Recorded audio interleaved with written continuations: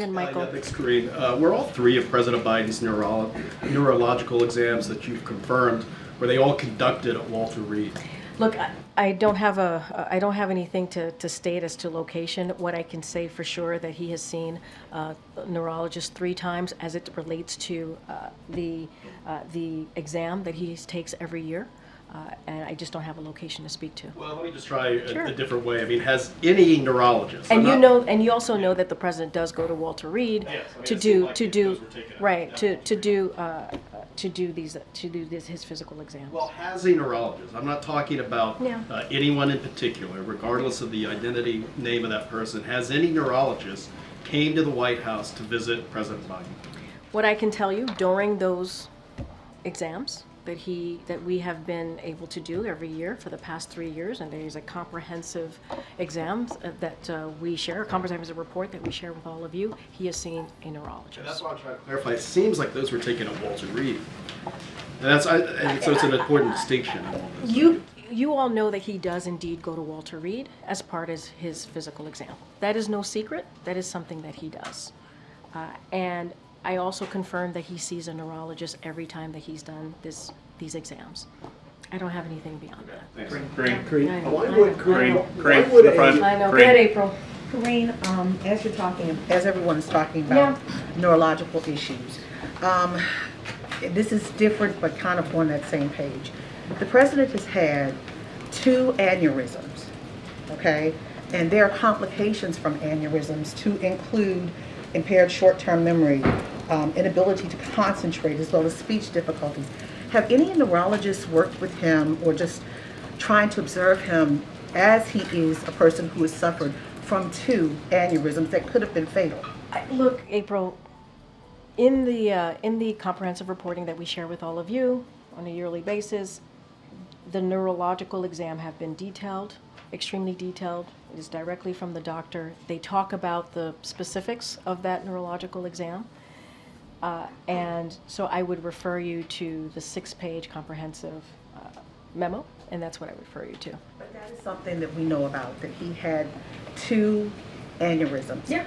And that is all of those complications are part of a neurological exam. Have they tested for that at all? Do you know? What I can tell you is that the exams have been detailed, they have been extensive, and that's what I can share with you. I would refer you to the document, to the report. Question. It was very quick. It was a couple of words that were spoken to each other, and that's how we were able to give you that answer. But he did not have a medical exam. He did not have a physical. You said no, though, last Tuesday. Yeah. Was did you know about that verbal check-in, or No. did we just not ask a No. precise enough So question? so the line of questions that I was getting that day was, in the way that I was hearing the question, was about the medical exam. I answered MJ's question when she asked me medical exam, and I answered and I said no, physical, and then somebody else asked me, was there a check-in? I did not mean to steer anybody wrong.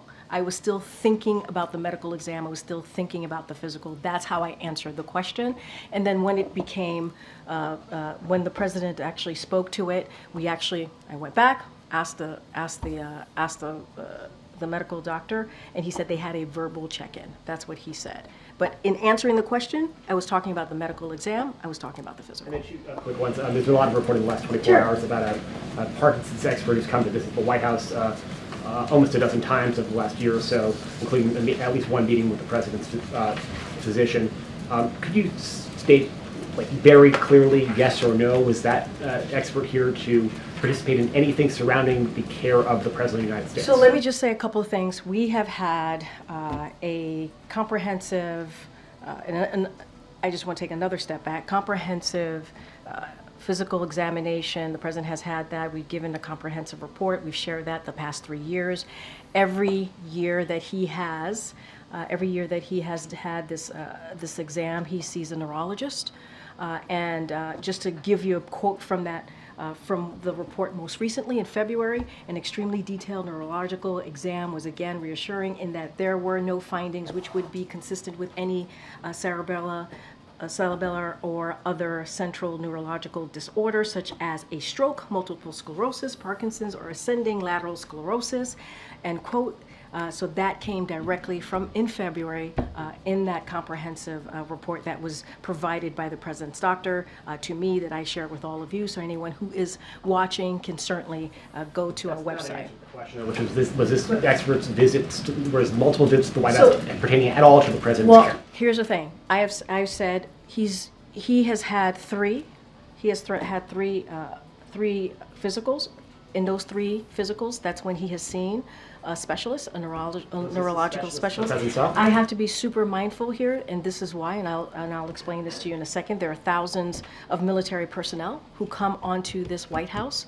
Many of them get the care from the White House medical unit, and so need to be super careful. There are, the medical unit hosts a wide range of specialists, from dermatologists to a neurologist, and so I cannot speak to every person because there's actually a security reasons to protect their privacy. We respect and protecting people's privacy, so do not want to share. I'm not going to share people's names from here, but the president, I can tell you, has seen a neurologist 3 times, as it's connected to a physical that he gets every year that we provide to all of you. It's a very basic, direct question. Wait, hold on, wait a second. 8 times, or at least once, in regards to the president specifically. Hold on a second. That much you should be able to answer by this point. Wait, no. No, wait a minute. Ed, please. A little respect here, please. So, every year, around the president's physical examination, he sees a neurologist. That's 3 times, right? So I am telling you that he has seen a neurologist 3 times while he has been in this presidency. That's what I'm saying. I am telling you that he has seen them 3 times. That is what I'm sharing with you, right? So every time he has a physical, he has had to see a neurologist. So that is answering that question. No, it's not. No, it is. It is. You're Dr. asking me. Kevin Cannard, come to the White House But I specifically also about the said to you, president's condition. Ed, I also said to you, for security reasons, we cannot share names. We cannot share names. You cannot We share have to. names We have of to. others he would have met with. We but cannot- You can share names No, in regards to if We- someone came here in no, regards we to the cannot president. We cannot share names of specialists broadly, from a dermatologist to a neurologist. We cannot share names. There are security reasons. We have to. We have to protect. It's public. I understand I that. looked it up before I came out here. hear It's you. right there for anyone to see. Ed, I hear you. I cannot from here confirm any of that because we have to keep their privacy. I think they would appreciate that too. We have to give them. Patient or the doctor? We have to keep their privacy.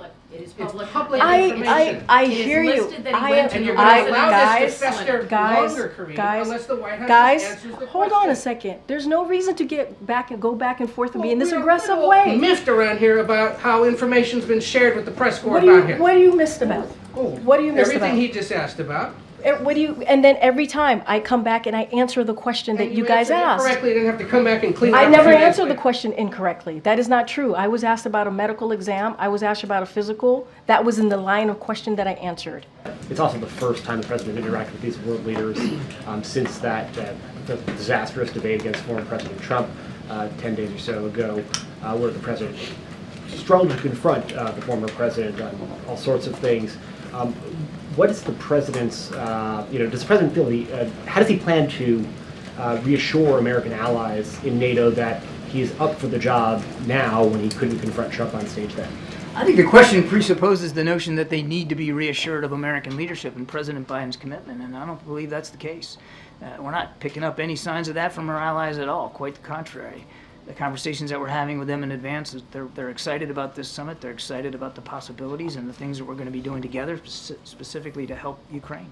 So you've seen zero, there have been stories in multiple outlets on both sides of the Atlantic over the last several days with questions from European leaders about the president's capacity to lead the United States. Are you just denying that? I'm not aware of any such conversations that have been had, certainly none with us and here at the White House and with our staff. We're looking forward to it.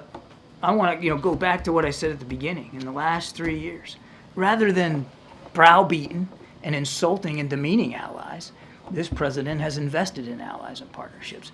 And when he took office, what I said, only nine allies had reached the 2% level. Now 23. That's not by accident. That's because of leadership. That's because of constant stewardship of the alliance and other partnerships around the world. The president's record speaks for itself, and the allies and the non-NATO friends and partners that are coming as well, they know that. They wouldn't be coming. New Zealand, Japan, South Korea, to a NATO summit if they didn't believe in American leadership and how important it is, and if they didn't believe that President Biden takes that responsibility extremely seriously.